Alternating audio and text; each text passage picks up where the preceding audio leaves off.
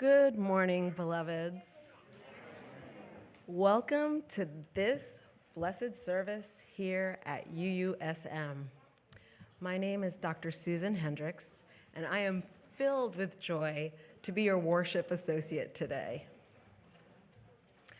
Throughout this life's journey of mine, spiritually, I have come to describe myself as an eclectic Taoic house witch who is a Unitarian Universalist. And like the Taoists, I look to air to remind me to breathe, to listen, and to let go. I look to fire to seek clarity and insight in my path. I look to the water to remind me how to move with grace and ease through life. And I look to the strength of trees to remind me to stand grounded in truth. Taoism teaches me that life unfolds in harmony when we stop trying to force it, when we let things be as they are, trusting that even in stillness, something essential is always moving.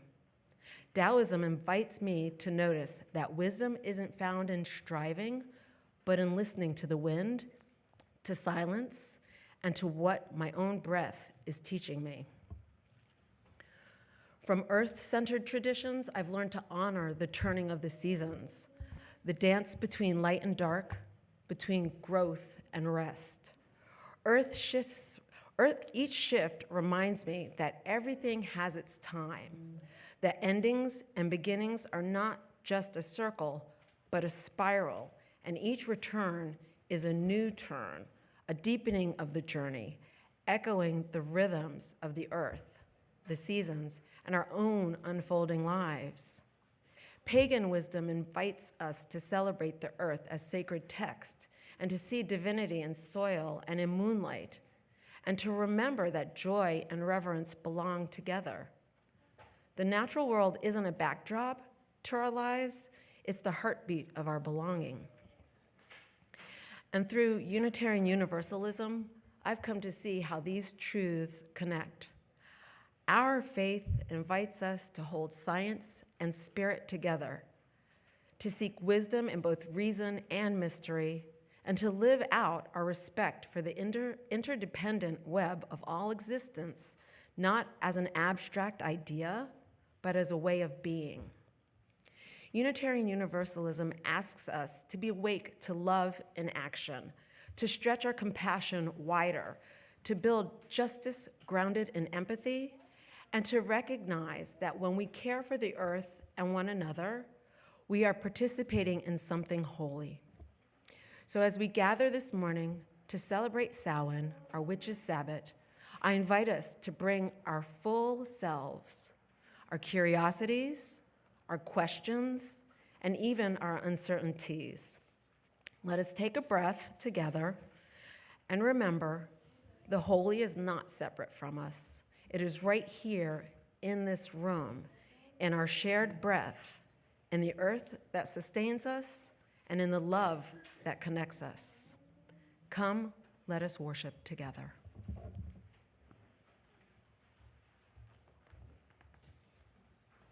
Good morning. Namaste. Assalamu alaikum. Welcome to Samhain, the witches' Sabbat, as we are moving through this season of our ancestors. This is the holiday of our Wiccan, witch, goddess worshiping, and pagan siblings, and it invites us into a time when the veils between the worlds are thin, spirits gather, and we begin to transition from the light half of the year to the dark half of the year. Our service this morning includes elements of both our traditional Unitarian Universalist liturgy and elements of earth-based ceremonies. I'm the Reverend Jeremiah Lal Shahbaz Kalendae. I'm joined on the chancel this morning by so many of our beloveds, Worship Associate Dr. Susan Hendricks, our Director of Multi-Generational Religious Education, Jessica Tenhave Place. We're glad you're back. We missed you. Our Director of... Yeah. our director of music, Sonder Choi, our choral section leaders, David Eric Peterson, Joey Crumbine, Olivia Salazar, and Hagar Sarah Adam, and our accompanist, Ryan Humphrey, along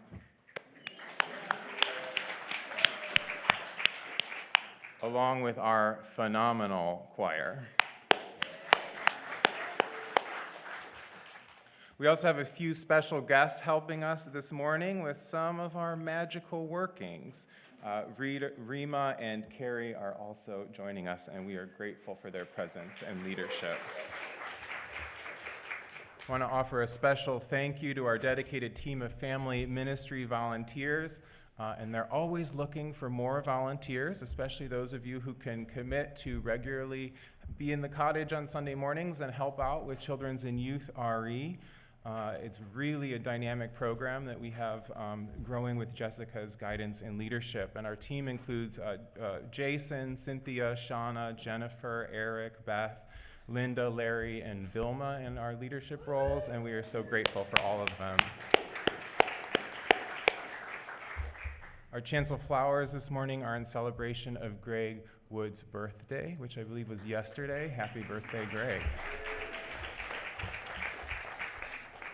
Now, the Unitarian Universalist Congregation of Santa Monica is a contemporary congregation with roots deep in the centuries-old traditions of Unitarian Universalism. If you are lesbian, gay, bisexual, transgender, non-binary, intersex, asexual, queer, questioning, or an ally, you belong here. You're going to have to say it with me. If you are black, indigenous, a person of color, or white, you belong here. If you are disabled or temporarily able-bodied, you belong here. If you are young, middle-aged, or spicy, as we call some of our elders, if you are neurodiverse or neurotypical, you belong here. An immigrant, a refugee, or native born, atheist, agnostic, humanist, Buddhist, Jewish, Christian, Muslim, Hindu, Wiccan, pagan, spiritual but not religious, a seeker, wanderer, a lover of leaving, or none of the above, you belong here. Now, if this is your first time joining us or you're still new to our congregation, we bid you a special welcome and hope you'll take time to hang out with us after the service for our coffee hour, meet with our folks at the membership and visitors table out in the courtyard, and sign up for our weekly newsletter that comes out on Thursday that'll have a variety of different ways you can get involved with our community. Now, as we begin, we like to acknowledge that we gather upon the sacred lands, near the life-giving water, and beneath the beautiful heavens of indigenous people. This is the traditional home of the Tongva, the Ventureno, the Fernandino, the Tatvaviam, and Chumash tribes. We remember the painful histories of these lands, and we continue our commitments to justice and sovereignty for indigenous people. I light our flaming chalice this morning with these words by Jocelyn Chaplin. May goddess flow again through the dried up riverbeds of human minds. May she well up once more from the blocked springs of human hearts.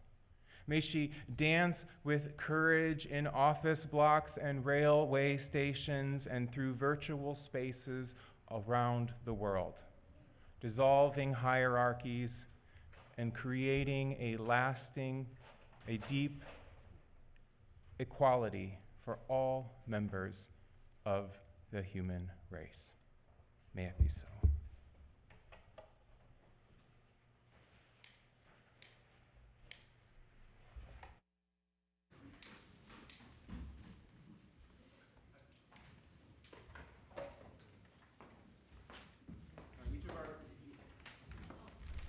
Now, each of our congregational sings this morning are chants from the reclaiming tradition of witchcraft, and they're circular rather than linear, as they're compositions that are intended for meditative and magical purposes.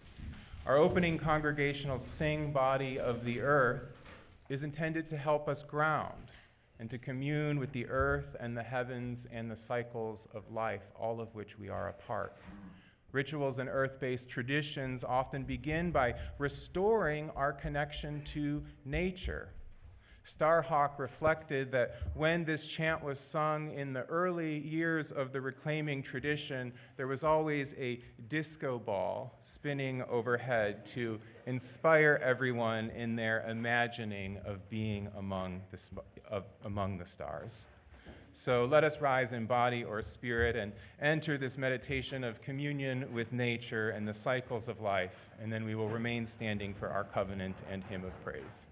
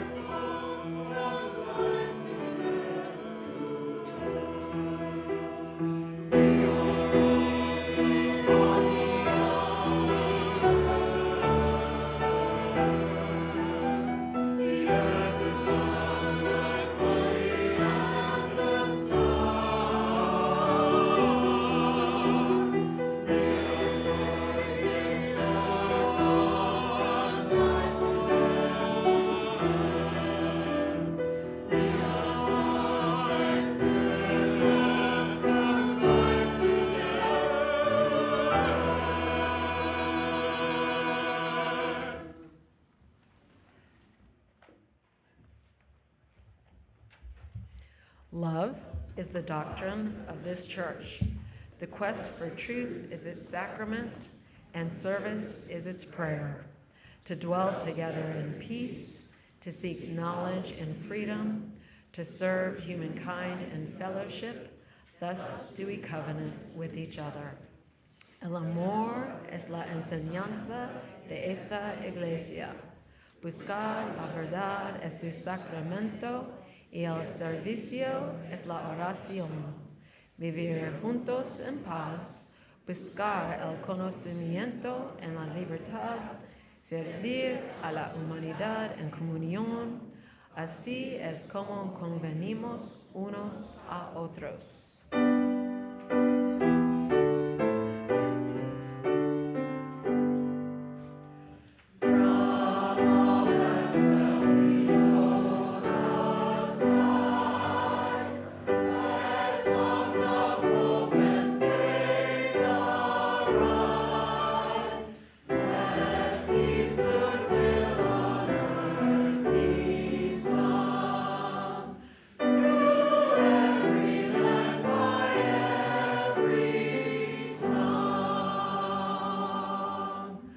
please remain standing in body or spirit as we call the quarters.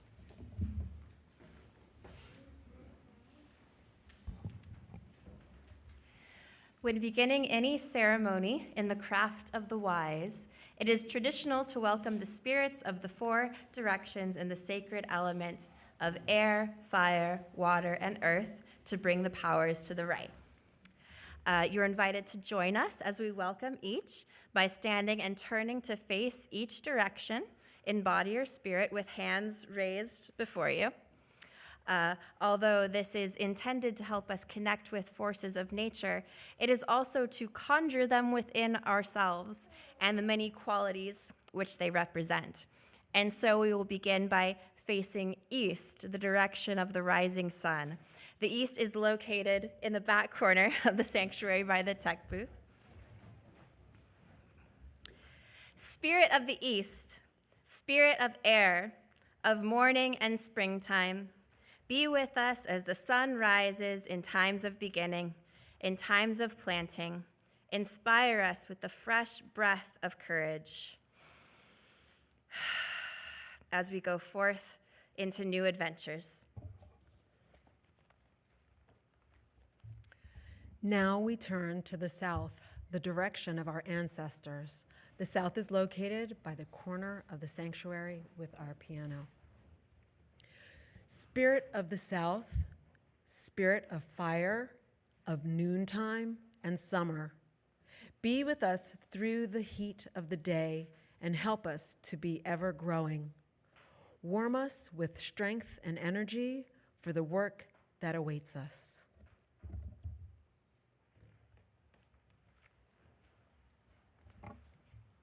Now we turn to the west, the direction of the setting sun.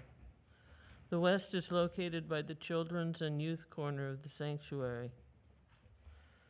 Spirit of the west, spirit of water, of evening and autumn, be with us as the sun sets and help us to enjoy a rich harvest. Flow through us with a cooling, healing quietness and bring us peace.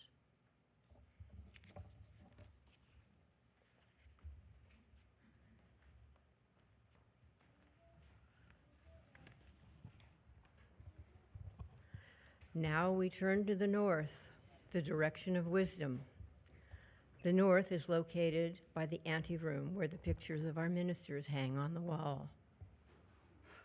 Spirit of the north, spirit of earth, of nighttime and winter, be with us in the darkness in the time of gestation.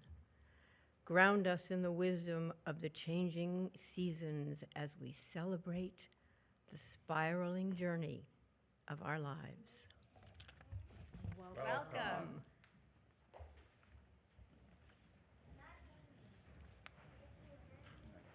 You may be seated.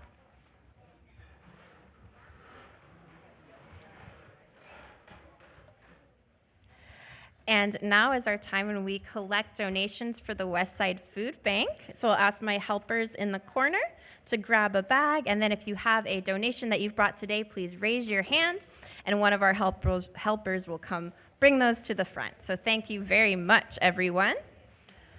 As we greet the directions and the elements, we're reminded that everything we eat and drink comes from the earth. These are the gifts that the earth shares with us and all living things, and so the food that we have, any extras that are in our cupboard, we look back to ourselves to share them with other people on this earth who are in need, as well as our animal friends. Remember that we also have a donation collection out in the anteroom for pet food for those who are in need of that. So thank you very much. Thank you, Harrison. Thank you, Theo. Got some good donations here. Macaroni, canned food, peanut butter, all good things to give to our friends at the Westside Food Bank and support their mission. Thank you, Theo. Good job. Thank you, Ocean. And so now, once we've brought forward all of our donations, my friends can meet me on the steps for our time for all ages. So I see a few more there in the back. Whoever can go get those. Zia, if you want to grab some of those from back there, and then we can all meet on the steps.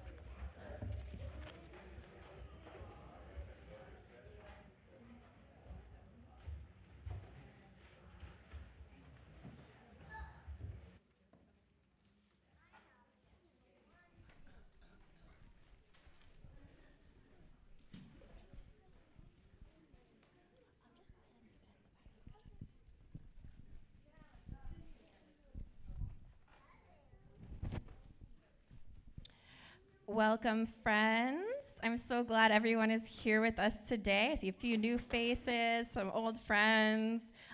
This is our costume corner. Thank you for not making me feel alone. I had to, in the spirit of both Samhain, which we're celebrating today, and of our upcoming holiday of Halloween, I'll always take any excuse to dress up. So here I am with my sort of storybook witch costume, right? Which you might have seen in fairy tales and things like that. But as I was discussing with Dr. Susan before the service, if you're a witch, then any hat you wear is a witch hat. So you'll see me in a witch hat any day of the week. It just might look a little different. But I was wondering, so we already see Ocean's awesome costume. I was wondering if any other young friends know what they're going to dress up for Halloween this year. Diadina? I'm going to be an angelic demon, and then my friend's going to be a demonic angel. That's an awesome idea. That's so creative. Bixby, did you have one you wanted to say? I'm going to be the yellow bird from the Peanuts. Oh, so cute. Woodstock. And my friend's going to be the Snoopy. That's so cute. I love that idea. Anyone else have Halloween costume this year? I see Sebastian. I'll come back. I got a beetle.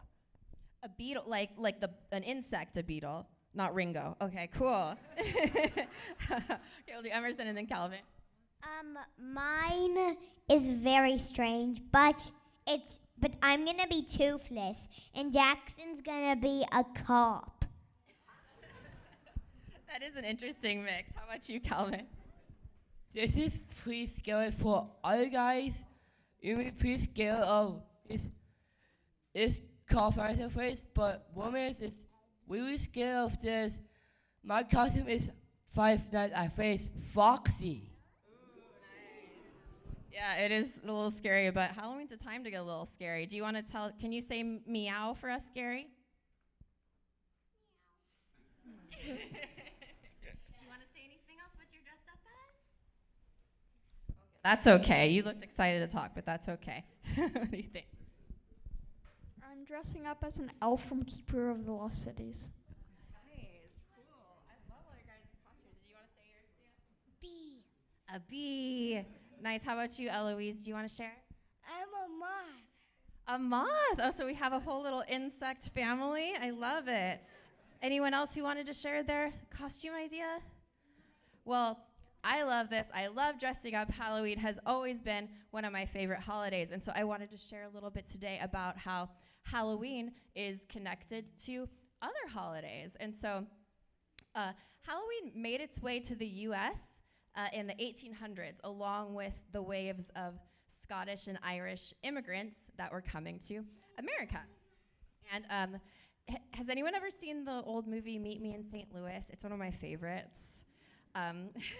It's lots of people think of it as a Christmas movie because it has Judy Garland singing "Have Yourself a Merry Little Christmas," but it shows a family celebrating holidays around the year in the year 1903. So if you want to see what Halloween celebrations looked like in 1903, you can check out that movie. There was a lot more tricks than treats going on back then, so we've calmed down a little bit. But Halloween is a Scots word that refers to the Christian holiday of All Hallows Day, right? So Halloween, like Hallow Eve. But All Hallows Day, that reaches back to a holiday that's even older and that we're recalling back to today, because before Christianity came to Ireland, the people honored their ancestors who had died on Samhain, the festival of the final harvest of the year. So when we look around and see Halloween decorations with like pumpkins and hay bells and scarecrows, that recalls back to the holiday of Samhain being the final harvest. And so I just love this, how it shows that many of our modern holidays and many of our religious observances, they're not as in a box as we think, right? They're all crossing over with each other. We're all getting influences from one another, and whether you're pagan or a witch or a Christian or many, many other religious paths, or a person who is a secular individual, we can all draw from these beautiful traditions as we look to, I like what Calvin pointed out, a lot of these holidays are about kind of looking at things that might be a little bit scary to us, like darkness or even death, or just kind of the things that are unseen. But these holidays teach us we don't have to be afraid because we can make friends with those things that are unknown and unseen. So we're going to keep talking about that in the cottage. Oh, and I should put in a plug. If you want more Samhain in your life, Saturday at 2 p.m., we'll be gathering in the cottage for a party. So if anyone wants to join us, everyone is invited. So just send me an email, give me a call, let me know that you're coming. We'd love to have you. So. Next day is my birthday. Oh, and Emerson's birthday. Happy early birthday, Emerson. So let's all sing our way out to the cottage with that.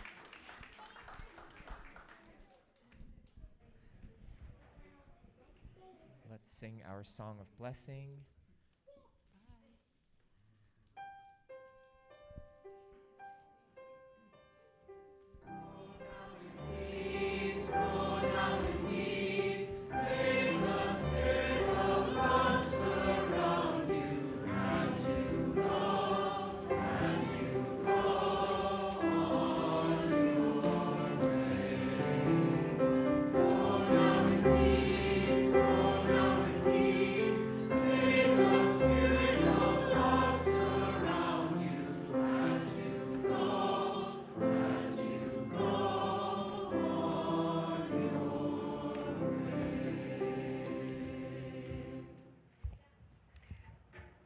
Time for announcements, and when I walked in the sanctuary today, I had 4. Now I have 8 for you. Although Jessica gave us 1, so maybe I will briefly do that. See if you can figure out which ones were, well, the first 4 were what they were.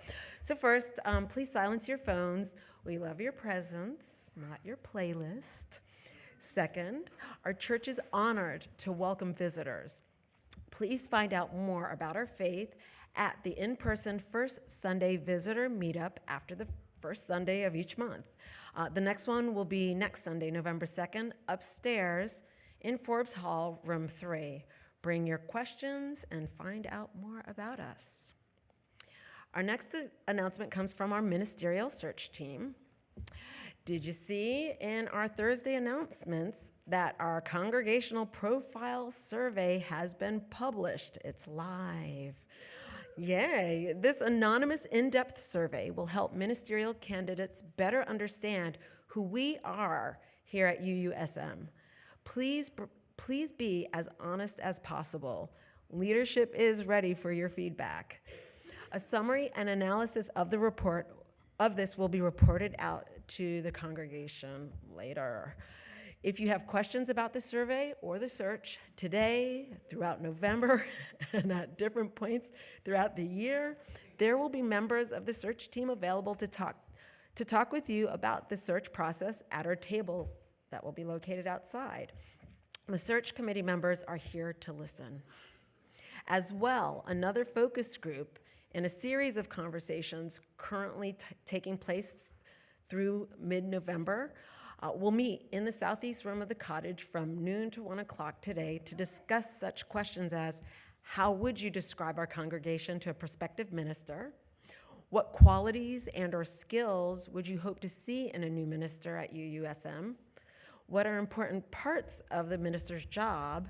And what role does a minister play in terms of your experiences as a congregant? Our next announcement comes from our beloved minister, Reverend Jeremiah. You're invited to join us for a special Garden of Eternity service in our memorial garden following next week's Day of the Dead service at noon. This brief service will remember the members of our community who are no longer with us and those who have departed in the past year. All are welcome to this service of memory and hope. November 1st, the choir will present I know I wrote this. See, this is one of those extra ones that came out. The Spirit Song. Okay, I did not write that in. I needed that G there. The Spirit Song Voices of Many Faiths at 7 p.m. November 1st as well at 2 p.m., Jessica invites all ages to the witchy Halloween party. Please check the Thursday announcements to RSVP. Children and Youth's RE today, after the service for the high schoolers, will be screening the movie Sinners. I don't know where that location is, so you're going to need to check with Jessica on that. It's in the sanctuary. Thank you. And as well, the Women's Plus group is meeting today at noon underneath the patio structure. So it's almost that time to greet your neighbors. Before doing so, please remember to listen to Ryan's piano cue to return to worship, which we will then follow with casting our circle and then our congregational sing. Let's now take a few moments to say hello and greet those around you who are both familiar and new.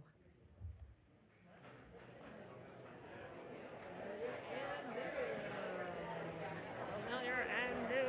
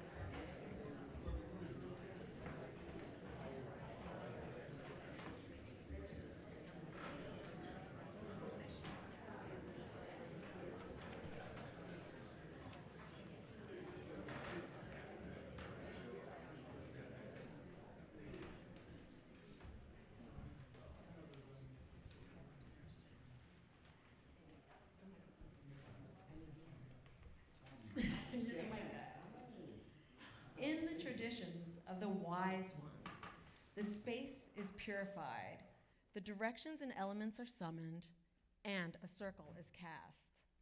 The circle is a sacred and liminal space of devotion, ritual, and magic. It is protective and also a container for intentions, energy, and prayers that will infuse the space and then be released at the end of the rite. Our circle casting words are adapted from the reclaiming tradition of witchcraft and the work of Starhawk. Let us settle into this space, into your body, and into this sacred moment we share. You are invited to join me in casting the circle by imagining a sphere of light being drawn around our campus. I need you to hold that.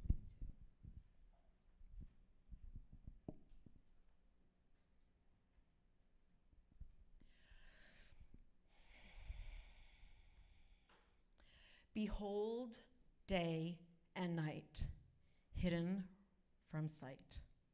I conjure a circle of mystic light. By the earth that is her body, and the air that is her breath, by the fire of her bright spirit, and the waters of her womb, a circle is cast.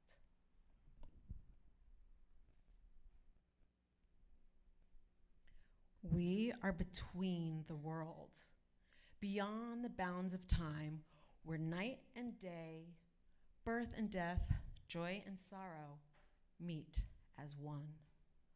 What happens between the worlds can change the world. So mote it be, and blessed be.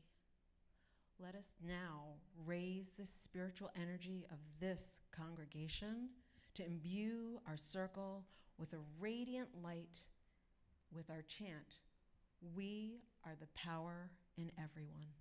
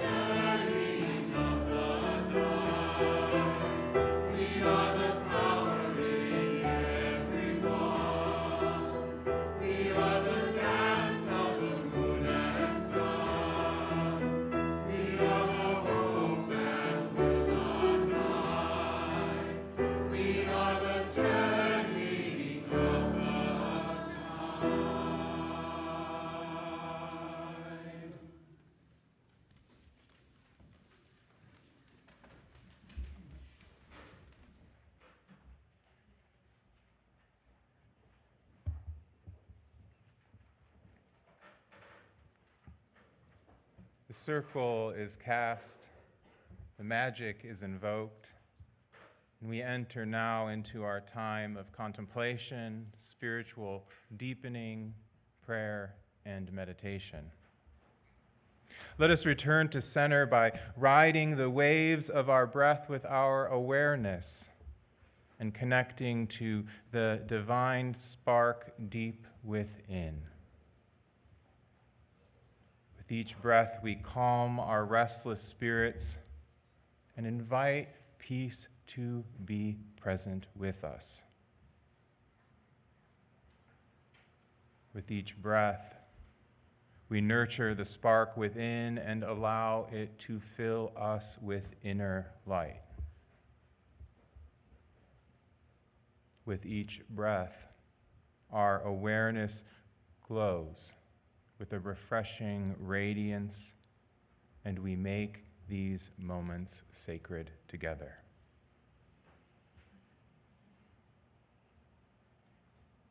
Having centered, we now have a few joys and sorrows to share with the community this morning. Linda and Greg are celebrating their 39th wedding anniversary this weekend. I don't know where they're at, but they were married right here at UUSM by the Reverend Carol Edward, Minister of Religious Education, on October 25th, 1986.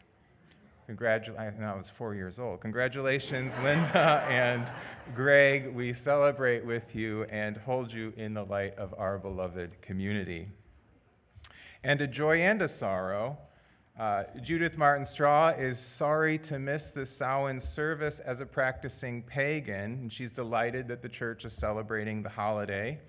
But she has the joy of celebrating her 65th birthday with friends in Paris. Deeply grateful for community and connection and another trip around the sun. Happy birthday, Judith. We call you into our coven, and you are with us in spirit this morning. We hold you in this time in the light of our beloved community.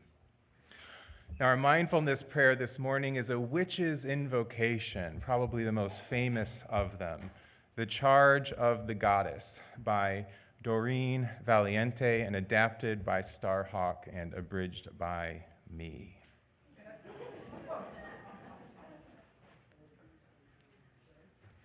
Hear the words of the star goddess, the dust of whose feet are the hosts of heaven, whose body encircles the universe.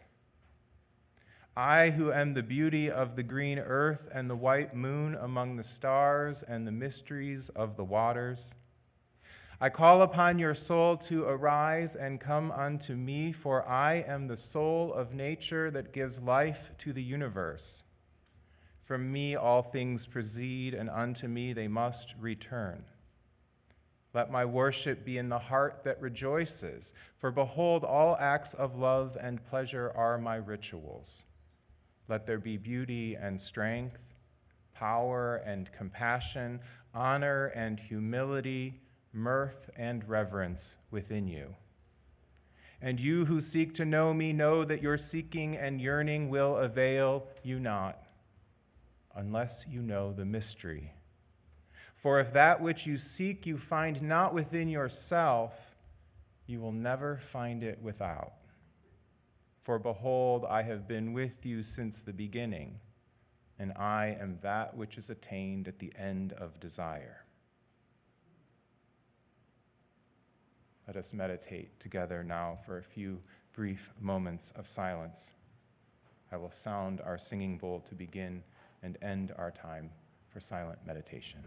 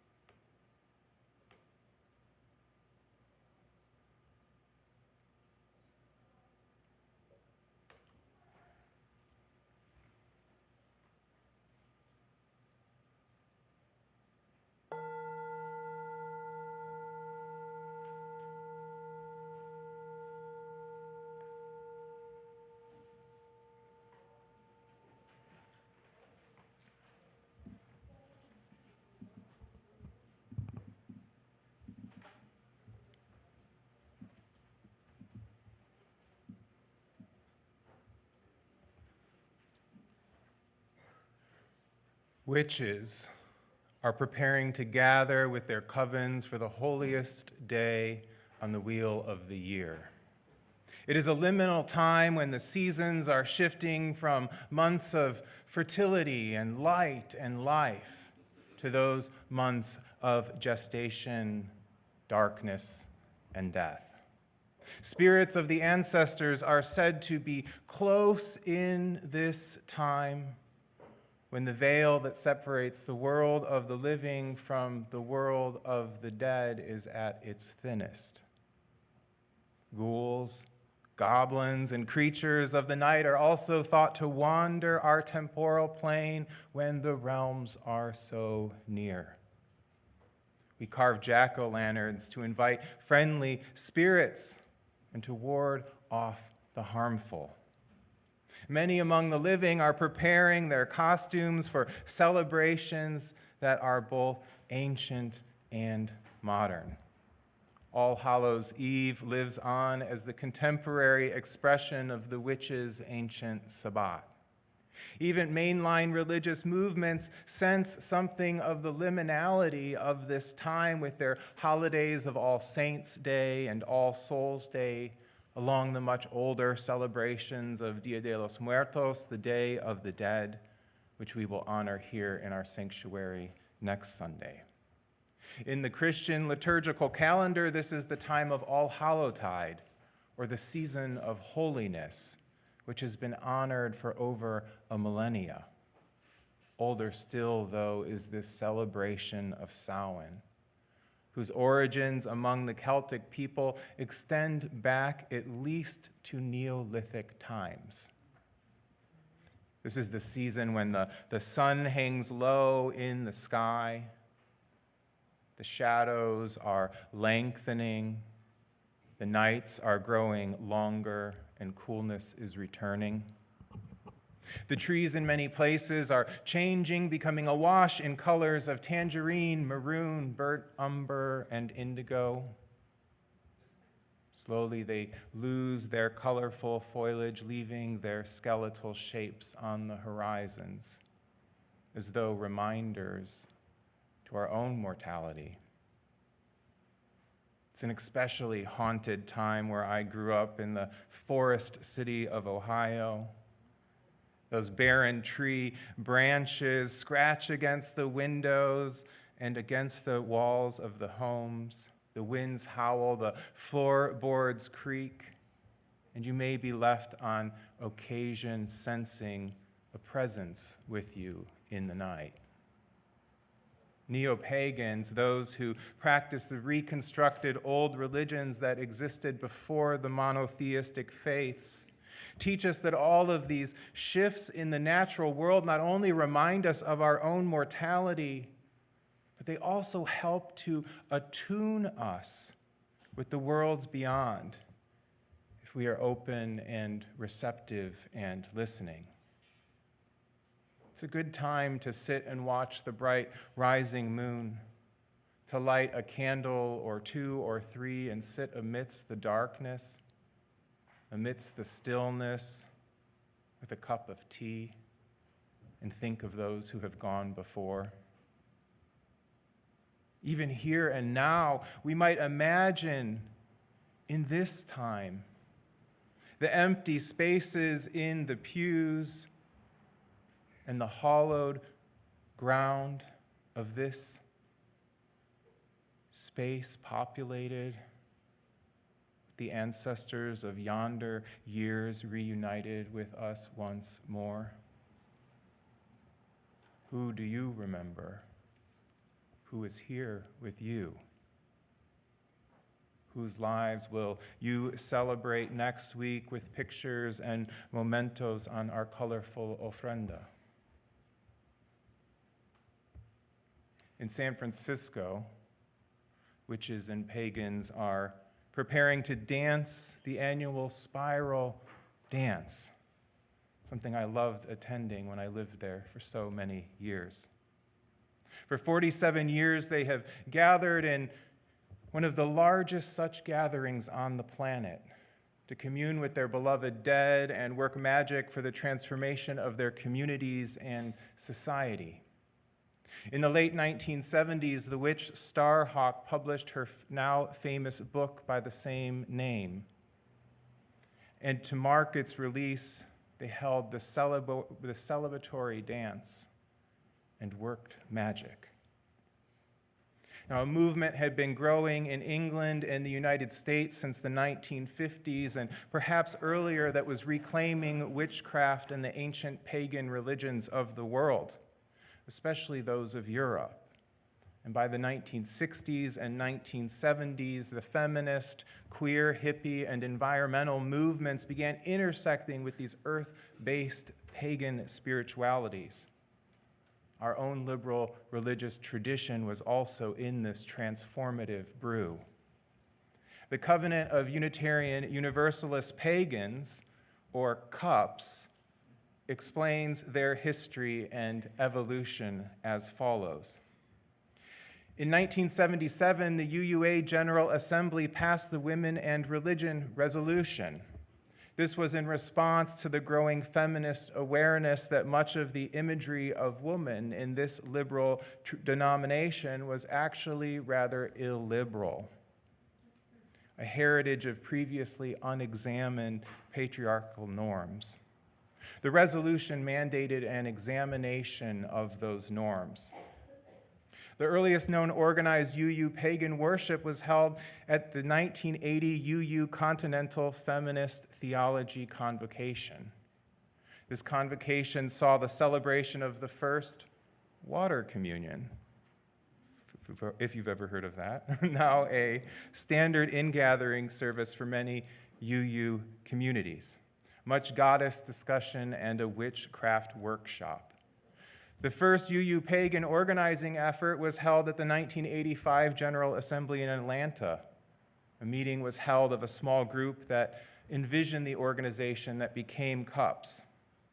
Another CUPS-sponsored activity began in 1990 at the Benneville Pines Camp in California, the annual fall convocation. In 1993, UU paganism achieved a major accomplishment: the inclusion of significant earth-centered and goddess-imaged content in the denomination's new hymnal, Singing the Living Tradition, what we call the old hymnal. Another accomplishment in 1995 brought earth-centered religion to the same institutional level as the other religious roots of Unitarian Universalism.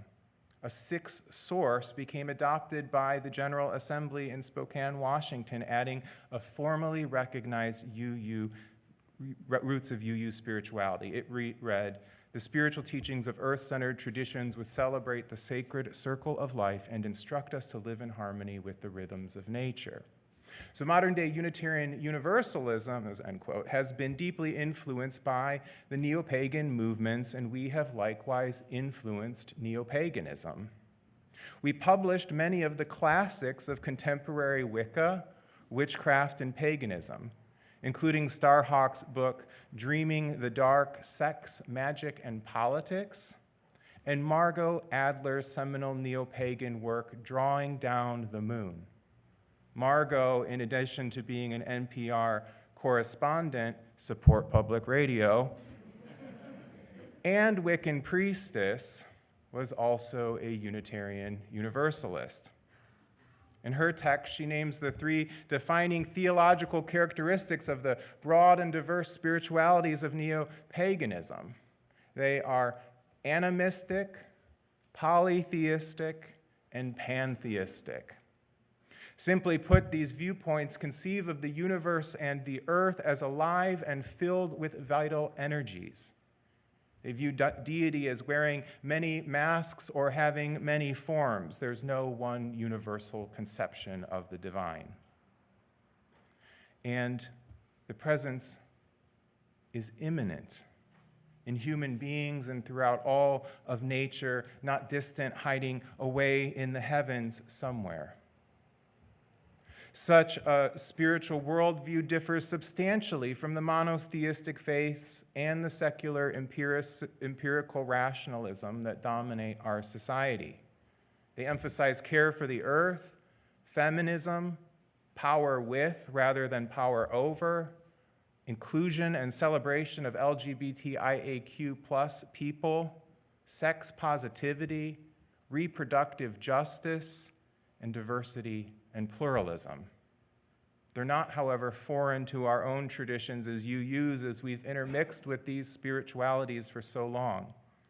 Today, our UU communities include many pagans, and they are well represented in our professional religious education and ministerial leadership at the local, regional, and national levels, though some may still be in the broom closet. You know, I love sharing with people that when I was young, my Sunday school teachers were a witch, a druid, and an atheist. Still a pretty standard composition for many of our communities. So back in the day, I never understood those bumper stickers that read, "Sorry I missed church, I was busy practicing witchcraft and becoming a lesbian." I thought that's what you went to church to do.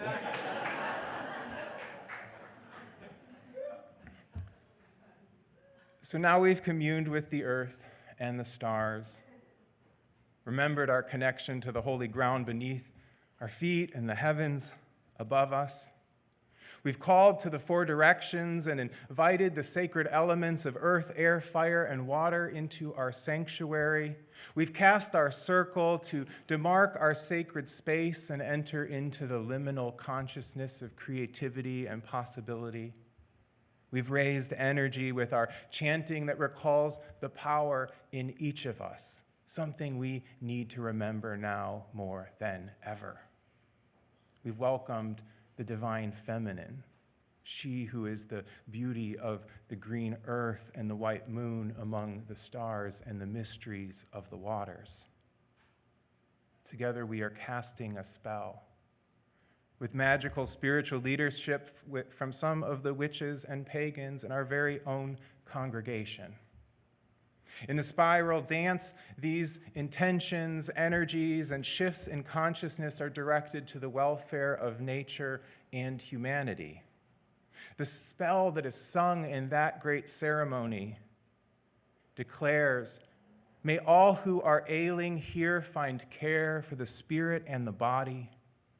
May we shelter all those who need a fire and bed, and be a refuge for those who have fled. May this be a city of lovers, of poets, singers, and dancers, of dreamers, drummers, and changers. May the old ones and the young be loved. May all the forms of love be blessed, and all the colors of our skin be praised. Like sisters, like brothers, like siblings, may we take care of each other." We too can add our intentions, dreams, and hopes to this cauldron. We can imagine our vision of green living, peace and justice, faith in action, and beloved community as seeds that we are planting in the midst of a world of white supremacy, nativism, cis-heteropatriarchy, ableist culture, unfettered capitalism, violence, and war, and the many other oppressions, structures, and systems that keep a better world from being born. In our spell, we might imagine all of those limited and harmful frameworks to be a mighty fortress that will be brought down by the seeds we're scattering as they take root and nature works her magic in a few moments with the words of our closing chant. Now, of course, in the craft of the wise, the magical power of creativity, intention, energy, and vision is followed by action that helps to bring them all to birth. So let's cast a spell, offer a prayer, dream boldly, and know that we are sowing the seeds of love and justice and liberation this morning and every morning. May you have a blessed Samhain and a happy Halloween. Amen, Amen, and blessed be.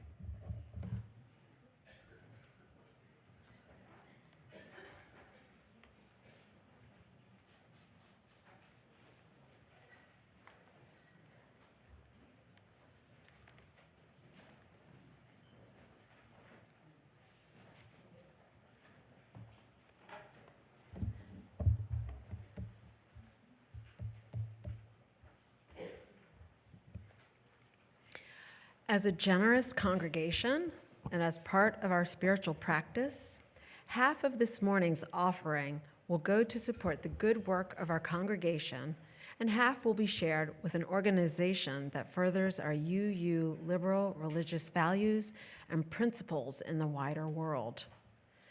At this turning of the wheel, as we honor Samhain, we remember that endings and beginnings are intertwined. This is a time for reflection, for tending to the inner fire that guides our outward action. Within our congregation, your offering supports the work of the Faith in Action and Intersectional Anti-Racism, Anti-Oppression Commissions. Together, they shape our cycle of reflection and renewal, our sacred praxis as a community. Just as Samhain invites us to look within, to listen to the wisdom that comes in stillness and shadows, so too does our work for justice begin with self-reflection. By examining our assumptions and our biases, our habits, we prepare ourselves to act in the world with deeper courage, kindness, clarity, insight, and love. In this way, reflection itself becomes a kind of magic, a transforming act that strengthens our collective light and keeps the flame of justice burning bright. In addition, half of our Sunday offering this month goes to a community organization. This month, we will share our Sunday offering with the West Side Coalition, an alliance of 81 organizations, public agencies, and faith communities committed to working collaboratively on issues of housing, hunger, and health through service coordination, public education, and advocacy. Although individual agencies have the ability to provide separate services for people in need, the efforts of the West Side Coalition help coordinate all services on the West Side in order to provide a true continuum of service care for the community. The coalition has been instrumental in advocating for low-income and unhoused people at the local, state, and national levels. We invite you to contribute in whatever way feels right for you. Ways to give are displayed on the slide behind me. All the ways of receiving support are gratefully accepted. Cash or checks can be placed in the offertory bags that will be passed around shortly. Thank you for all that you give monetarily, and also through your time and care within this congregation and beyond. The ushers are invited to come forward. Your offering will now be gratefully received.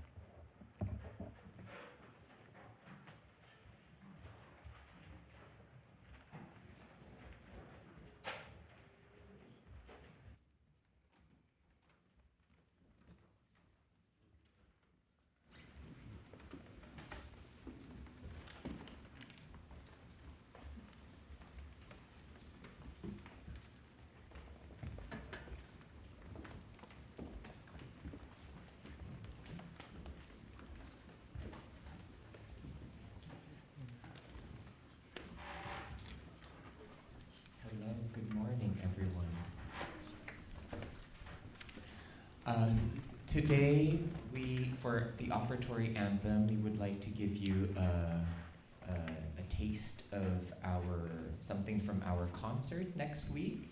We hope you will join us for Cliff Harden's Spirit Song on Saturday, November 1st at 7 p.m. There will be parking at the usual parking structure. This movement is called Ashe. It's from the Yoruba language. It means power, authority. It is the spiritual life force that makes make things happen. So this is Ashe from Cliff Harden's Spirit Song, Voices of Many Faiths. Hope you can join us next week.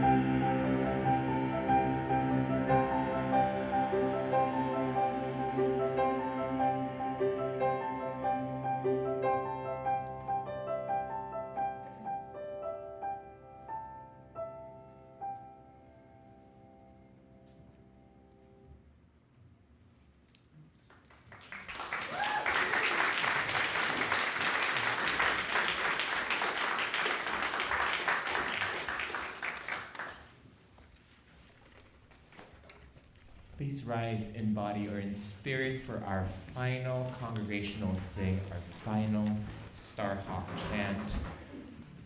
We are the rising of the moon.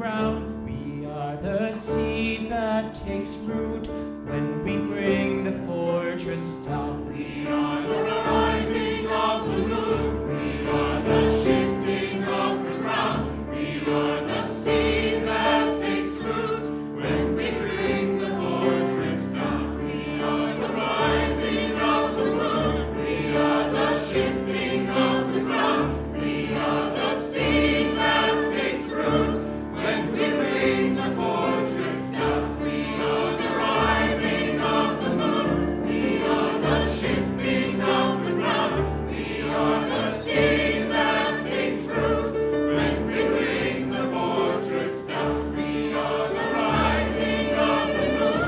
We are the shifting of the ground. We are the seed that takes root when we bring the fortress down. We are the rising of the moon. We are the shifting of the ground. We are the seed that takes root when we bring the fortress down. We are the rising of the moon. We are the shifting of the ground. We are the seed that takes root when we bring the fortress down. We are the rising of the moon. We are the shifting of the ground. We are the seed that takes root when we bring the fortress down. We are the rising of the moon. We are the shifting of the ground. We are the seed that takes root when we bring the fortress down. We are the rising of the moon. We are the shifting of the ground. We are the seed that takes root when we bring the fortress down.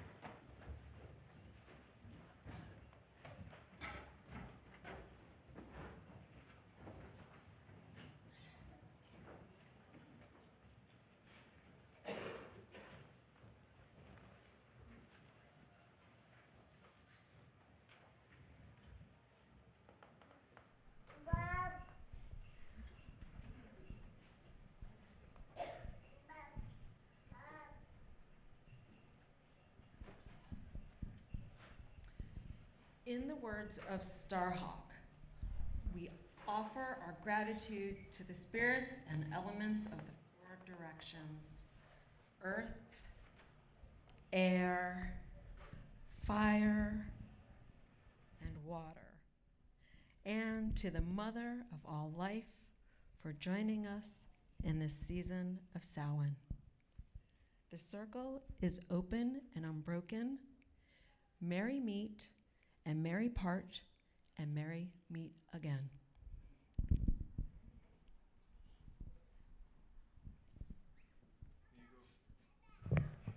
May you go forth into this liminal time infused with the magic of this space.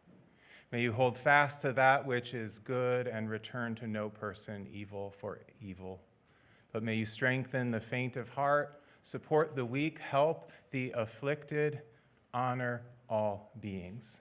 May you go forth into this season of holiness and be blessed, and may you be a blessing. Amen.